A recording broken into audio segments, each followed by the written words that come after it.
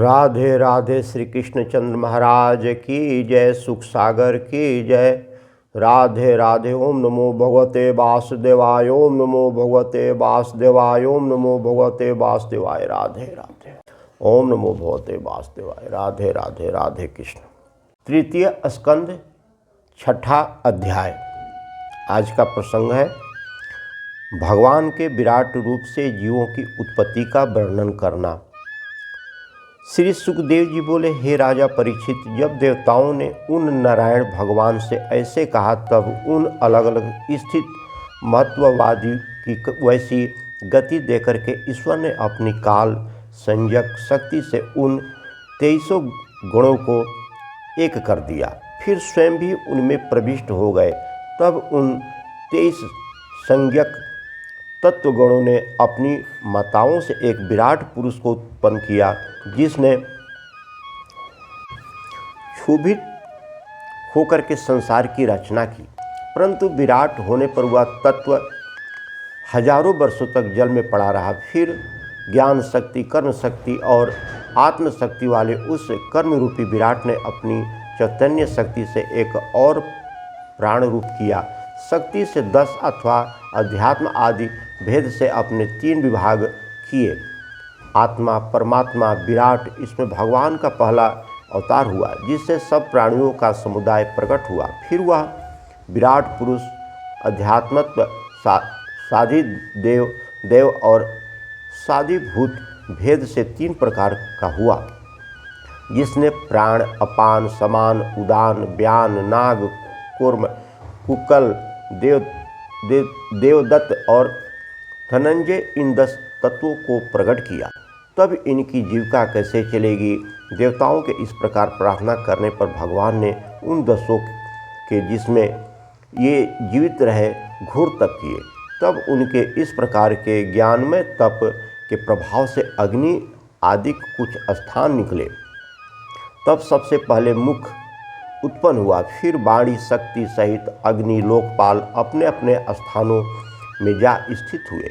फिर उस विराट पुरुष के तालु उत्पन्न हुई, जिसमें जिहा अंश से वरुण लोकपाल प्रविष्ट हुए। तब वह जिहा रस शक्ति को प्राप्त हुई। फिर उस विराट भगवान की नासिका नली और उसके प्राण के केश से अश्विनी कुमार देवता प्रकट हुए, जिनसे गंध सिद्ध हुआ। तब वह विराट पुरुष के नेत्र उत्पन्न हुए, जिसमें अपने चक्षु अंश से आदित्य लोकपाल ने प्रवेश कर स्वरूपों का ज्ञान प्रकट किया। फिर उस विराट पुरुष की त्वचा उत्पन्न हुई, जिसमें पवन लोकपाल ने प्रवेश कर अपने अंश से स्पर्श को उत्पन्न किया। फिर उस विराट देव के कान उत्पन्न हुए। तब उसमें अपने स्रोत अंश से दिशाओं में प्रवेश कर शब्द को प्रकट किया।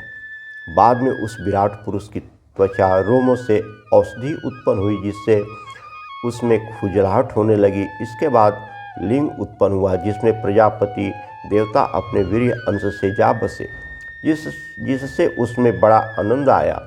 फिर जब अपने वायु अंश से उस लोकेश्वर ने उसमें प्रवेश किया, तब विराट पुरुष के गुद्दा उत्पन्न हुई, जिससे वह मल को त्यागने लगा। फिर जब स्वर्ग के स्वामी इंद्र ने अपने जीविका अंश से उसमें प्रवेश किया, तो उसके हाथ उत्पन्न हुए, जिससे वह जीविका करने लगा। पुनः पैर उत्पन्न हुए, जिसमें विष्णु जी ने प्रवेश किया। पैरों से ही चल करके पाने योग्य पदार्थ प्राप्त होते हैं। फिर ब्रह्मा जी ने अपने बोध अंश से प्रवेश कर उस विराट में बुद्धि उत्पन्न की। तब वह जानने योग्य सब पदार्थों को जानने लगा। फिर हृदय की उत्पत्ति हुई, उसमें अपने मन अंश से चंद्रमा का वास हुआ, परंतु वह चंद्रमा भी विकारता से ही उदय हुआ। इसी कारण से चंद्रमा में श्यामता है। इसी प्रकार तब उस विराट पुरुष में अहंकार उत्पन्न हुआ, तो उसमें कर्म अंश से रुद्र ने प्रवेश किया, क्योंकि अहंकार का ही दूसरा नाम रुद्र है। फिर चित्त की उत्पत्ति हुई, उस चेतना अंश से ब्रह्मा हुआ, तो फिर ब्रह्मा होने से वह विशेष ज्ञान युक्त हो गया। तब जिनमें सत्वगुण की अधिकता थी, ऐसे देवता लोग स्वर्ग में और रजोगुण की वृत्तियों वाले मनुष्य पृथ्वी में और उनके उपयोगी पशु आदि भी पृथ्वी में प्राप्त हुए। फिर तो तमोगुण वाले तत्व थे हुए भूतों के गण आकाश में नियत किए गए। हे विदुर जी, इसी प्रकार से उस विराट पुरुष के मुख से वेदों से संयुक्त ब्राह्मणों की उत्पत्ति हुई। ब्राह्मण सब वर्णों के गुरु हुए। फिर उसी पुरुष की भुजाओं से क्षत्रिय उत्पन्न हुए, जिनका यह कर्तव्य हुआ कि वे चोर आदि के उपद्रव से सब वर्णों की रक्षा करें। फिर उसी विराट पुरुष की जंघाओं से वैश्य उत्पन्न हुए। वैश्य के लिए यह कर्तव्य हुआ कि वह कृषि और वाणिज्य आदि के द्वारा सबकी जीविका चलाए। फिर उनकी विराट भगवान के चरणों से धर्म की सिद्धि के लिए सेवा उत्पन्न हुई। उस सेवा में सबसे पहले शूद्र उत्पन्न हुआ। इसका कर्म सेवा था। इससे सेवा जैसी इसकी जीविका को देख करके विष्णु जी इस पर बहुत प्रसन्न हुए। इस प्रकार से श्री विष्णु जी सब वर्णों के परम पूजनीय हैं। तब भला उन काल, कर्म और स्वभाव शक्ति वाले ईश्वर को योग माया के बल से उत्पन्न विराट भगवान का संपूर्ण निरूपण कौन कर सकता है। तो भी जैसी मेरी बुद्धि है और जैसा मैंने सुना है, उसके अनुसार बिना कुछ और अन्य वर्ता के अपनी वाणी को पवित्र करने के लिए मैं श्री विष्णु जी का पवित्र चरित्र कहता हूँ। क्योंकि वाणी शक्ति को पाकर के मनुष्य के लिए यह प्रथम कर्तव्य है कि वह यशस्वियों में शिरोमणि श्री कृष्ण जी का जसोगान करे। इसी प्रकार से कानों के पाने का यही उत्तम लाभ है कि वह श्री विष्णु जी की कथा रूपी अमृत को सुने। क्योंकि विष्णु जी की कथा अपरंपार और परम मनोहर तथा ज्ञान का भंडार है। उनके असीम और अद्भुत चरित्रों को जान करके कोई पार नहीं पा सकता। यहाँ तक कि स्वयं ब्रह्मा भी उनका यशोगान करते करते थक गए और पार नहीं पाए। हजारों वर्षों की तपस्या भी उनको यथार्थ रूप से नहीं पहचान सकती। वे भगवान बड़े ही मायावी और सब प्राणियों को मोहित करने वाले तथा परम योगेश्वर हैं। उनकी अपरंपार माया को कैसे जान सकता है कोई। चलते चलते उनकी ओर से थक करके लौटना ही पड़ता है। तब जिनको देवता भी नहीं जान पाते, उन भगवान के लिए मेरा नमस्कार है। 7वां अध्याय। विदुर जी का मंत्रिय जी से वर्णाश्रम धर्म तथा मनवंतर युगों का प्रश्न पूछना। श्री सुखदेव जी कहते हैं कि जब मैत्री जी ने ऐसा कहा, तब उनको खुश करते हुए विदुर जी बोले, हे ब्राह्मण, आपने जो यह कहा है कि वे भगवान निर्विकार और केवल चैतन्य मात्र है, सो उनके गुण कर्म लीला युक्त कैसे हो सकते हैं। जब बालक भी अपने भोग और अपनी इच्छा से ही क्रीड़ा करता है अथवा दूसरे बालकों को क्रीड़ा में लीन दे करके वैसी क्रिया करने लगता है, तब भला निवृत्त रहकर भी वह ईश्वर जो स्वयं ही सर्वथा तृप्त है, वह कैसे नाना प्रकार की क्रीड़ाएँ कर सकता। फिर जब वे भगवान अपनी योग माया से इस संसार की रचना करते हैं और रक्षा करते हुए फिर वहीं अपनी सृष्टि का संहार भी करते हैं, तब तो यह उनका अज्ञान ही हुआ। जब वे इतने बड़े ज्ञानी हैं कि देश, काल, अवस्था, स्वतः और दूसरे से भी उनका ज्ञान नष्ट नहीं हो सकता, तब वे ऐसा अज्ञान युक्त कार्य कैसे कर सकते हैं। फिर जब वह एक ही ईश्वर सब शरीरों में स्थिर है, तो वह अपने कर्मों से सब जीवों को सुखी क्यों नहीं पहुंचाता। लोग दुखी क्यों रहते हैं। इस अज्ञान संकट से तो मेरा मन बड़ा ही दुखित हो रहा है। हे विद्वान, आप मेरे इस मानसिक दुख को दूर कीजिए। श्री सुखदेव जी कहते हैं कि जब तत्वों को जानने की इच्छा वाले विदुर जी ने मैत्रेय जी से कहा, तब उन महात्मा ने आश्चर्य प्रकट करते हुए कहा, हे साधो, यह भगवान की माया है, इसमें तर्क करना व्यर्थ है। तुम जो शारीरिक सुख दुख को कहते हो, सो यह तो जीव का धर्म है, इससे संसार का क्या संबंध। किंतु जो तुम दुखों की निवृत्ति का उपाय पूछते हो, तो सुनो। इसके लिए यदि जीव भगवान का भजन करता रहे, तो धीरे धीरे उसके सभी दुख दूर हो जाते हैं। जब परमात्मा श्री विष्णु जी में इंद्रिय निश्चल होकर के लग जाती है, तब जीव के सारे कलेश वैसे ही नाश हो जाते हैं जैसे स्वप्न में दुख रहा और जागृत होते ही नष्ट हो गया। इसी प्रकार से श्री विष्णु का जसोगान करने सुनने से जीव के सारे दुख मिट जाते हैं। देखो न, उनके चरणाबिंदों की धूलि सेवन करने से मुझे जो आनंद आ गया उनका वर्णन नहीं कर सकता। मैत्री जी के ऐसे कहने पर श्री विदुर जी बोले, हे भगवान, बस करें, आपके इतने ही कथन से मेरा संदेह नष्ट हो गया। परंतु आप पहले यह बतलाइए कि इस जीव का बंधन और मोक्ष कैसे होता है। ये दोनों मार्ग भी मुझे कभी कभी उलझन में डाल देते हैं, किंतु आपने अभी जो यह कहा कि सुख दुख जीव का धर्म है, ईश्वर का नहीं, यह मुझे बहुत ठीक जान पड़ा। वास्तव में देह आदि प्रपंच का मूल अपने अज्ञान के सिवाय और कुछ नहीं है। वही स्वप्न और जागृत का उदाहरण है। सच है, इस संसार में दो ही सुखी हैं। एक तो वह है जो बिल्कुल सीधे साधे हैं, जिन्हें गंवार कहते हैं, अर्थात जिन्हें संसार की गति विगति का चक्र न लगा हो, और दूसरा वे हैं जिन्होंने अपने तन मन और वचन से भगवान के चरणों में लौ लगा दी हो। बस इसके अलावा जो लोग इसके बीच में है वे सर्वदा दुखी ही रहते हैं। सत्य है, आत्मा में तो कोई प्रपंच है ही नहीं, केवल एक मिथ्या आभास है। सो अब आज आपके चरणों का दर्शन करके मैं उनसे भी निश्चिंत हो गया और अब उस मिथ्याभास को भी दूर करूँगा।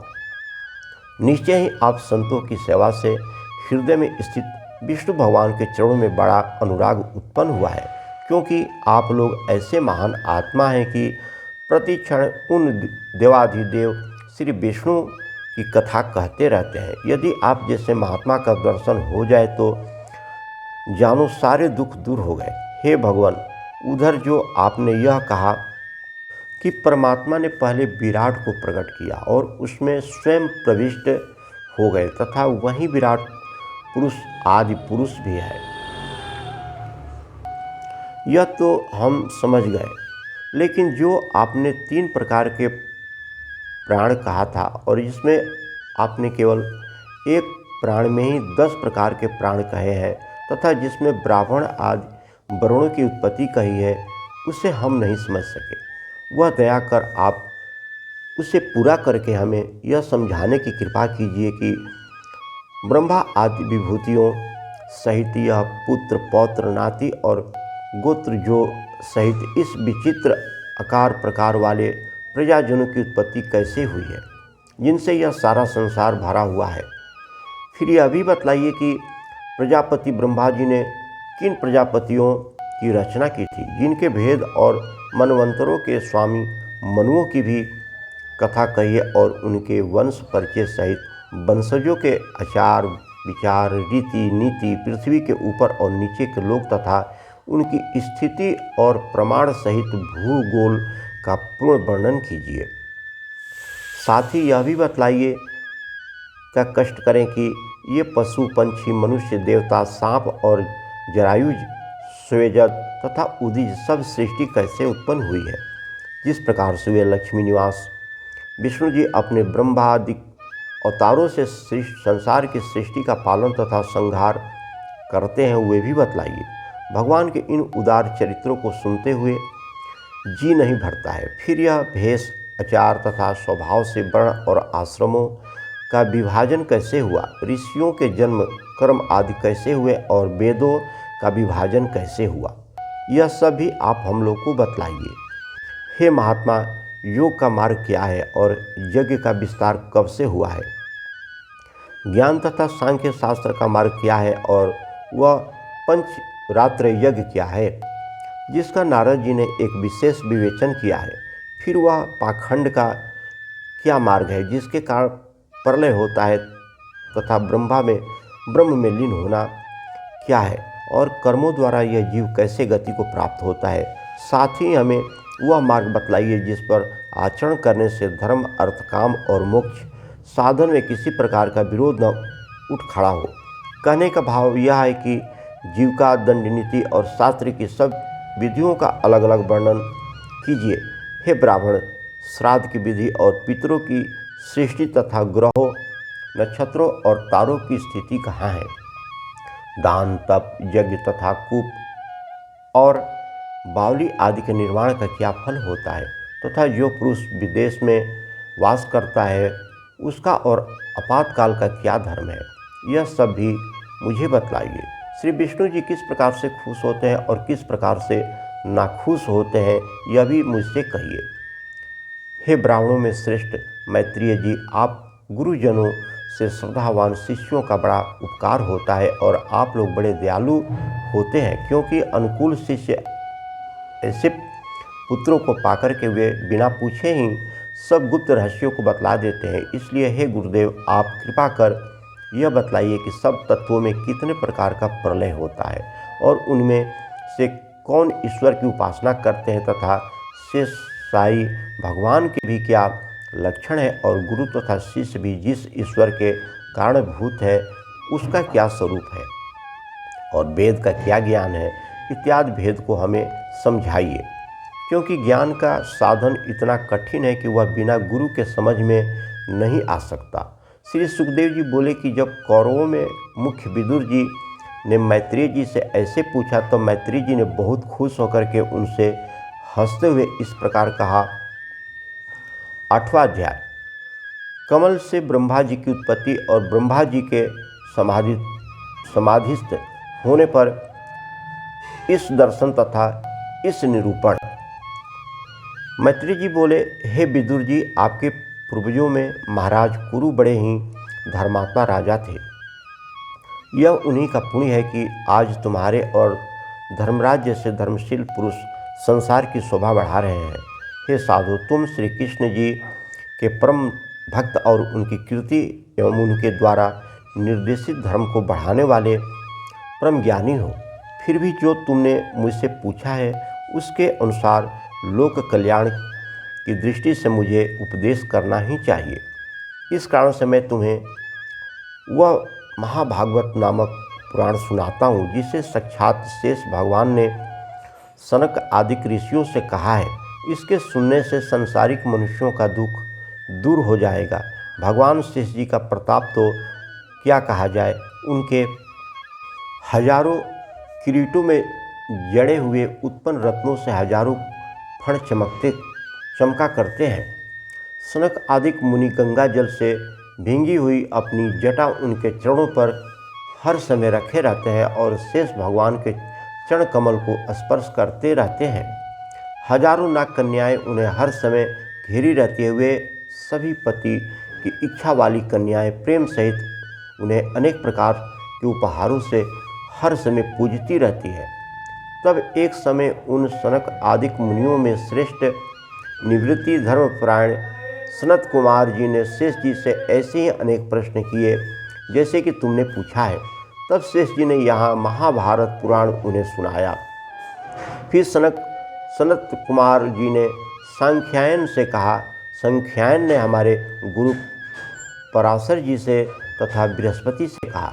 तब पराशर जी ने मुझसे कहा, और अब मैं तुम्हारे जैसे अनुगामी तथा श्रद्धालु भक्त को पाकर के उसी पुराण को तुमसे कहता हूँ। जब यह संसार एक कारण में मग्न हो गया तब चैतन्य शक्तिमान श्री नारायण ने नेत्रों को मूंद लिया और स्वप्न के आनंद में निमग्न हो शेष शैया पर सो गए। तब समस्त महाभूत उनके एक ही शरीर में उसी प्रकार स्थित थे जैसे कि काष्ठ में अग्नि छिपी रहती है। वे भगवान हजार चतुर्युगों तक जल में सोते रहे। जब कितने ही दिनों के बाद उन्होंने आंखें खोल करके देखा तो काल शक्ति की प्रेरणावश उन्हें एक अपने ही में समस्त लोकांतर स्थिर से दिखाई पड़े। सारा समुदाय उनकी आराधना में लगा हुआ था। लोक रचना के लिए सब अकुला हो रहे थे। तब काल की प्रेरणा से भगवान से सूक्ष्म सब भूतों को बाहर निकालने की आज्ञा दी। तब रजोगुण से विशुद्ध भूत भगवान की नाभि से बाहर हुए। सबको काल ने कर्म का बोध दिया। फिर तो एक बड़े प्रकाश के साथ भगवान की नाभि से एक कमल निकला। सूर्य का सा प्रकाश होने लगा। विष्णु जी भी उसी कमल में प्रवेश कर गए। फिर कालवश वहीं वेदमय ब्रह्मा हुए। उन्हीं को स्वयंभू कहा जाता है। तब कमल की उन्हीं पंखुड़ियों पर बैठे हुए ब्रह्मा ने जो अपनी गर्दन को घुमाया तो उससे वे 4 मुख वाले हो गए।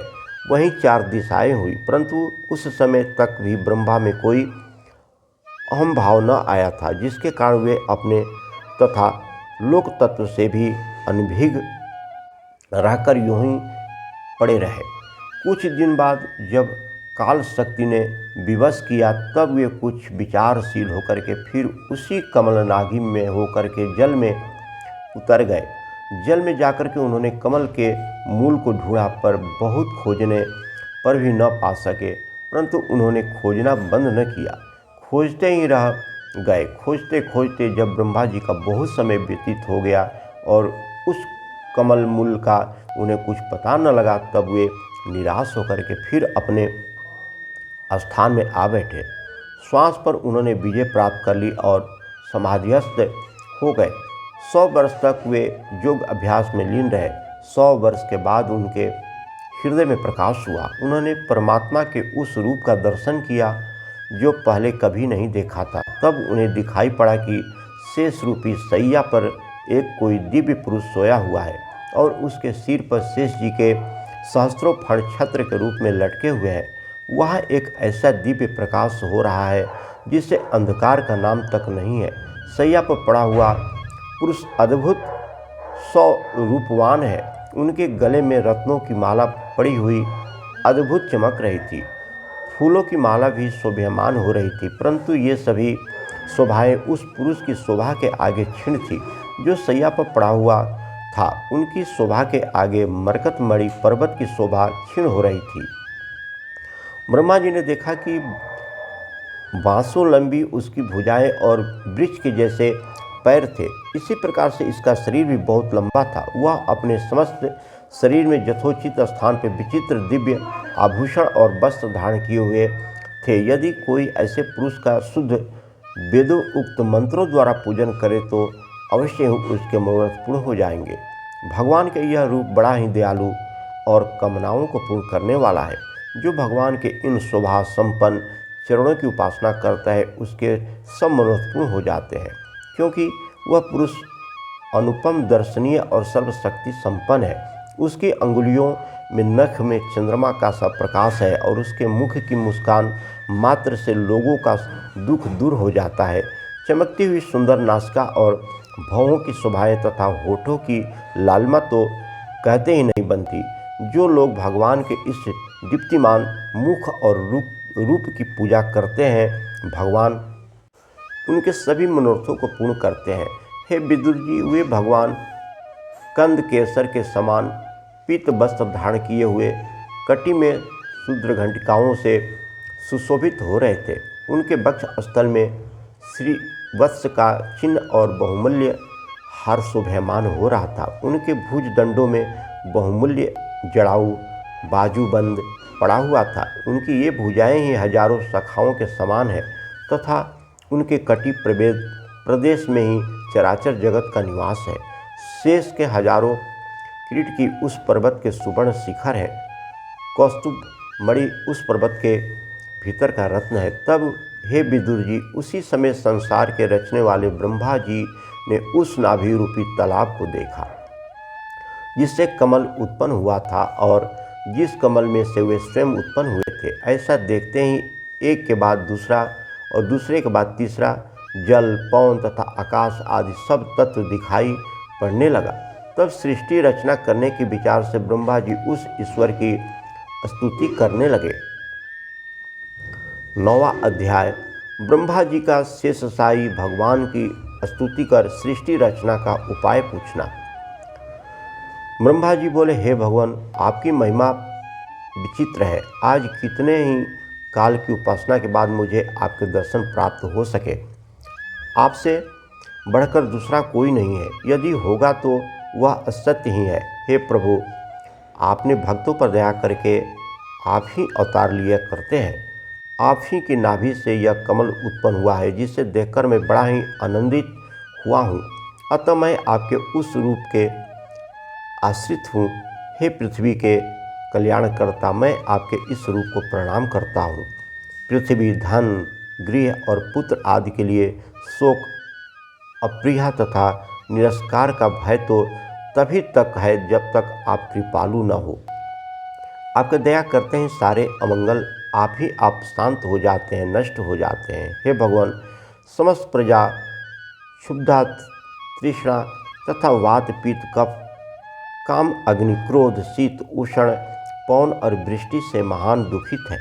इसका दुख मुझसे देखा नहीं जाता। हे मायापति, आप इनका कष्ट दूर कीजिए। इन प्रजाओं को आपका ज्ञान नहीं है। यदि ज्ञान होता तो ये दिन रात अपने स्वार्थ में ही लगे न रह करके आपका भी स्मरण करते रहते, जिससे इन्हें कष्ट न होता। क्योंकि हे परमात्मन, जो आपकी भक्ति में श्रद्धा रखता है, आप मित्र रूप से उनका कल्याण जरूर ही करते हैं। आप दया के धाम और सहज स्वभाव वाले हैं। तभी तो मनुष्य के यज्ञ, दान, तप और व्रत को देख करके शीघ्र ही खुश हो जाते हैं। आप ही बोध और विद्या शक्ति युक्त हैं। आप ही संसार को उत्पन्न करते हैं, पालते हैं और संहार भी करते हैं। मैं आप परम क्रियामय ईश्वर को नमस्कार करता हूँ। अंतिम क्षण भी जो आपका नाम लेता है वह आवरण रहित हो ब्रह्म को प्राप्त हो जाता है। मैं आप उन अज ईश्वर की शरण हूँ। आप ही अपने मूल को भेदन कर योग निद्रा से युक्त सबको सुख देने वाले हैं। हे ईश, यह आप ही की दया है कि मैं आपकी नाभि कमल से उत्पन्न हुआ हूँ और आपके उदर में सारा सृष्टि स्थित है। आप सृष्टि के आदि क्रम से त्रिलोक के उद्धारक हैं। आपके समान उपकारी कोई नहीं है। आपको मेरा प्रणाम है। आप संसार के एकमात्र मित्र तथा सर्वांत अंतर्यात्मा है। अतः आप मुझ में ऐसी बुद्धि स्थापित कर दें कि मैं सृष्टि रचना करने में समर्थ हो सकूं। हे ईश्वर, मैं पहले ही के समान फिर संसार का विस्तार किया चाहता हूं, इसलिए आप मुझ पर दया कीजिए। आपके लिए मेरा बारंबार प्रणाम है। मैत्री जी कहते हैं कि जब ब्रह्मा जी भगवान की इस प्रकार अनेक रचनाओं से युक्त स्तुति करते करते थक गए, तब उनके आशय को जानकर के शेष साई भगवान इस प्रकार बोले, हे ब्रह्मा जी, अब तुम्हें कुछ अधिक चेष्टा नहीं करनी है। तुम जिसके लिए मुझसे प्रार्थना करते हो उस उद्योग को मैंने पहले ही सिद्ध कर दिया है। अब तुम फिर तप करो। तब कितने ही दिन बाद मेरी कृपा से तुम्हें वह सब सूझ प्राप्त होगी। जबकि मैं तुमसे बहुत खुश हूँ, तब तुम्हारे लिए प्राणियों का दुख दूर करना क्या कठिन है। हे ब्रह्मा जी, तुम्हें यह तो जो कुछ बुद्धि और शक्ति प्राप्त हुई है वह मेरी ही देन है। उठो, तुम्हारा कल्याण हो। जो मनुष्य तुम्हारे द्वारा की हुई मेरी इस युक्त स्तुति का पाठ करेगा, उसकी मैं मनोकामनाएं पूरी करूँगा। तप, यज्ञ, दान तथा योग की समाधि का सबसे बड़ा सिद्ध फल यही है कि मैं उस पर प्रसन्न हूँ। मैं आत्म रूप से सभी प्राणियों में वास करता हूँ। इससे मैं अत्यंत प्रिय से प्रिय हूँ।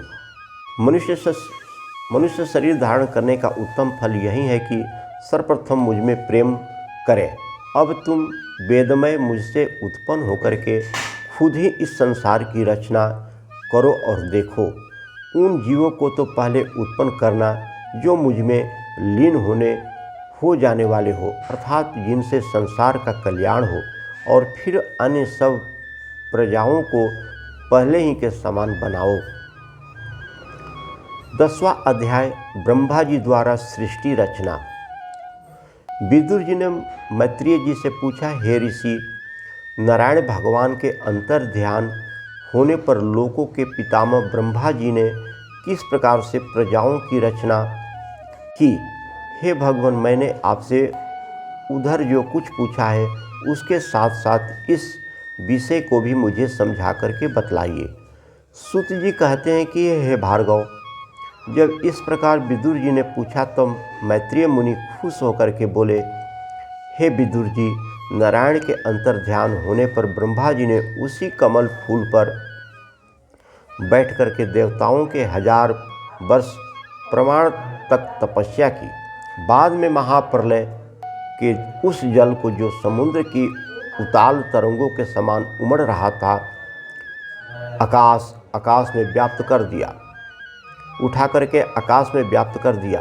तो ब्रह्मा जी ने सोचा कि पहले तीनों लोक बनाऊंगा, ऐसा विचार वे कमल के भीतर प्रवेश कर गए तथा उन्होंने उसी एक कमल का लोक रूप से 3 विभाग किया, जिसके 14 और इससे भी अधिक विभाग हो सकते हैं। कामना वाले मनुष्य इन्हीं तीनों लोकों में रहते हैं। जब मैत्रेय जी ने ऐसे कहा तब विदुर जी ने उनसे पूछा कि हे भगवान, आपने जो विष्णु जी का काल नामक लक्षण कहा है वह यथार्थ रूप में जैसा हो उसका हमसे वर्णन कीजिए। मैत्रेय जी बोले, हे साधु, काल ईश्वर का एक उपादान कारण है। वह उन्हीं ईश्वर के द्वारा अपनी सारी लीलाएं करता है, परंतु वास्तव में श्री विष्णु तो अपनी ही माया से अप्रकट रूपी काल को निमित्त बना करके सबका संहार करते हैं। इसी से वह काल नामक लक्षण उस ईश्वर रूपी कर्ता से अलग प्रकाशित होता है। हे साधु, इस समय जैसा संसार है वैसा ही पहले भी था और आगे भी रहेगा, लेकिन यह द्रव्य और गुणों द्वारा 3 प्रकार से प्रलय को प्राप्त होता रहता है। यह सृष्टि प्राकृत तथा विकृत 9 प्रकार की है। पहले सृष्टि विष्णु की एक से बहुत होने की कल्पना है, दूसरी अहंकार, तीसरी सूक्ष्म भूत अर्थात तमनाएं, चौथी ज्ञानात्मक इंद्रिया, पांचवी मन और इंद्रिय देवताओं की सृष्टि, छठवीं अविद्या अर्थात माया की सृष्टि। इसके बाद 6 प्रकार की विकृत सृष्टि वनस्पति, औषधि, लता, बांस, बेल और वृक्ष है। यह सृष्टि अचेतन है और इसके बाद चेतन सृष्टि है जो 28 प्रकार की है, जिसमें गौ, अज आदि 9 प्रकार के 2 खुर वाले और गधा, घोड़ा इत्यादि 1 खुर वाले पशु हैं। इनके अतिरिक्त कुत्ता, व्याघ्र इत्यादि 5 नख वाले और कंक, गिद्ध, बाज इत्यादि 5 नख वाले हैं। यह विष्णु जी की 8वीं सृष्टि है। 9वीं सृष्टि मनुष्य की है। इसी में सनत कुमार आदि ऋषि उत्पन्न हुए हैं। इनके अतिरिक्त देवताओं की 8 प्रकार की सृष्टि है, जिसमें देवता, दैत्य, गंधर्व, अप्सरा, सिद्ध, यक्ष, राक्षस, पृथु आदि है और भूत, प्रेत, पिशाच आज की 10 प्रकार की सृष्टि है। हे विदुर, अब आगे मैं तुमसे वंश तथा मनवंतरों की इतिहास कहूँगा। सियावर रामचंद्र की जय, पवन पुत्र हनुमान की जय। राधे राधे। जय श्री कृष्णा, जय श्री कृष्णा, जय श्री राम। जय सुख सागर जी। कल 11 अध्याय काल निरूपण का पाठ होगा। राधे राधे। जय श्री कृष्णा। ओम नमो भगवते वासुदेवाय, ओम नमो भगवते वासुदेवाय, ओम नमो भगवते वासुदेवाय, ओम नमो भगवते वासुदेवाय, ओम नमो भगवते वासुदेवाय, ओम नमो भगवते वासुदेवाय। राधे राधे। जय श्री कृष्णा। जय विष्णु भगवान। ओम नमो भगवते वासुदेवाय।